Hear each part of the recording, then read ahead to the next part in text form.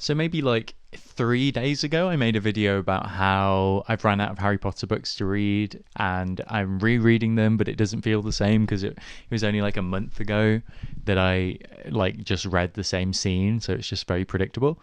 And I was like, oh, maybe I should try fan fiction, but I don't know if it's cringe and shit. Guess what? It's really good. And like, I'm an idiot for not having consumed any for this long.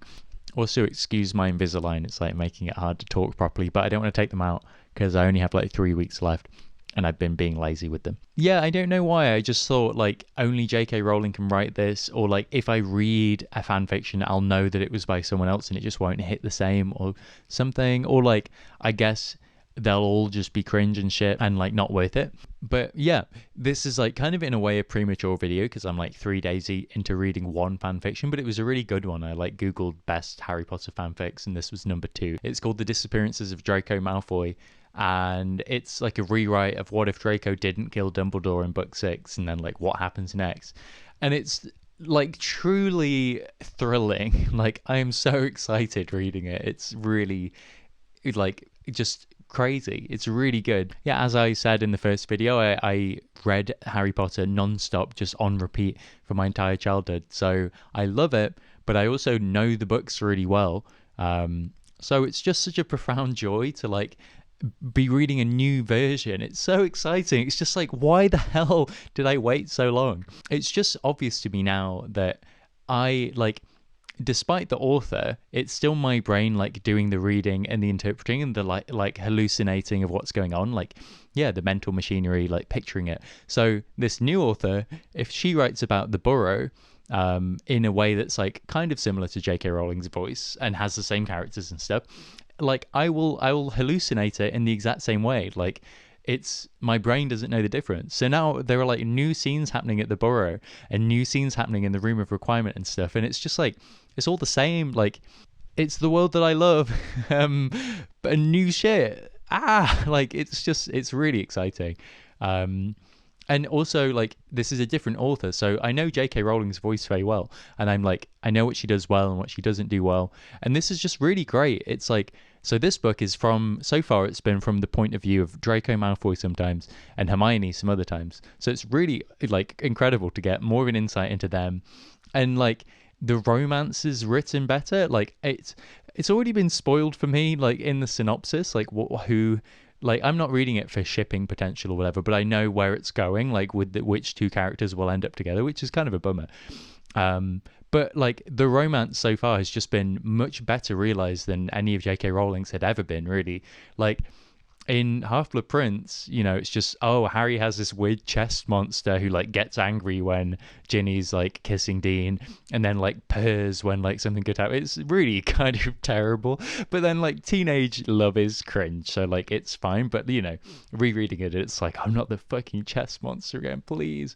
But this is really, it's great because it's like from Hermione's point of view, and she's like, maybe I have feelings for Harry, maybe I have feelings for Ron. It's like hard to disentangle. Is this romantic or is this kind of like fierce loyalty and protectiveness? And like it's really good. Like it just feels it just feels leveled up. It just feels really good. Whereas like Harry and Ginny's relationship is just like they kiss suddenly and then it's just like, oh yeah, and then they like went on a walk and then like, oh, a month has passed and they've hung out loads and it's been great. And it's like, it's just not written in a way where you really get an insight into how it feels to be Harry, like experiencing true love for the first time and like a nice relationship and shit, like, which is fine. That's not the point of the book, I guess. It's not what J.K. Rowling wanted to do, but it's I'm excited just like 5 chapters in, just being like, this is a different angle. It's just a different author. It's like a different authorial voice, like different interests, like, and this is just a whole world. Like, yeah, like I chose this story just by Googling best fanfics, and there was the like Screen Rant, I think was like top 20.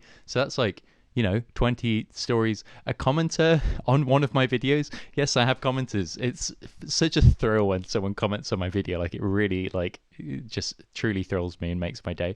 And yeah, they were like, oh yeah, like, you know, love Harry Potter if you want to, like the world's mad, it's fine to like seek comfort in things. And they also recommended one that is apparently half the length of the original series, which is mad. I assume it's just written by one person, so like what a crazy undertaking where you're, you know, not getting paid. It's just like a work of love. and it's like a prequel about the Marauders from Lupin's point of view. Again, part of it's already been spoiled just from the synopsis, like who Lupin loves, which is a bummer. But like, yeah, really like a prequel that's supposed to be really good, that's half the length of the originals. Like, holy shit, this is so exciting.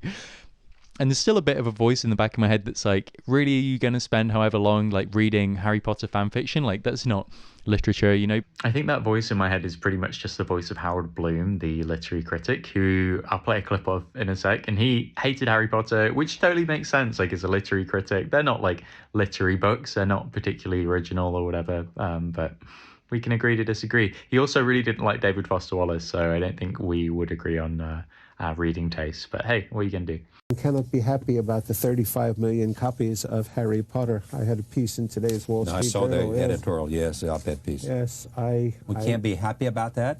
No, I think that's not reading, because there's nothing there to be read. I don't know. I just read a John Irving book, Cider House Rules, which was amazing. But like, so what? Like, I don't think it really matters. There's part of me that's like, oh no, you should read the like officially good stuff because it's more edifying or something. But I just don't think it gives a shit. It's just like, do what you enjoy. So that's kind of it. I'm like 6 chapters into the Disappearances of Draco Malfoy. I am just like really thrilled by it. It's going really well. Yeah, it's just very exciting. Yeah, if you love Harry Potter, read some bloody Harry Potter fan fiction. Also, you can download them to your phone or Kindle or whatever, like really easily. So it's just like a legit book. At first I was like, oh God, do I have to read this in the browser? Like, I'm not reading this in the browser. That would suck. But yeah, it's now on my phone and life's good. So also in retrospect, it really makes sense to me that fan fictions could actually be better than the originals, because like J.K. Rowling did all the hard work of building this universe and coming up with the characters and stuff. And that's there now, like for you just to build on. So it's like, she's done that and it's an incredible foundation. And then people could come and just add like really interesting elements. Like this one has already made magic more interesting. And yeah, the romance and stuff and just like alternate timelines and shit. Just, yeah, there's a quote by this poet who I listened to an interview of recently where he talks about like, if you're just trying to be original, he's talking about poetry, but this would apply to anything. Like if you're just trying to be truly original, you could be like recreating something that has already been kind of perfected like in the past by like a different person like 20 years ago. So really what you should do is like take their best stuff and then like build on that. Like, given this, what can I add that like elevates it even more? Why not take the ultimate result of Wallace Stevens? Why not just start there? So it's the same thing with this. It's like there's already this incredible world here, but it could be improved, like for sure. So like go crazy.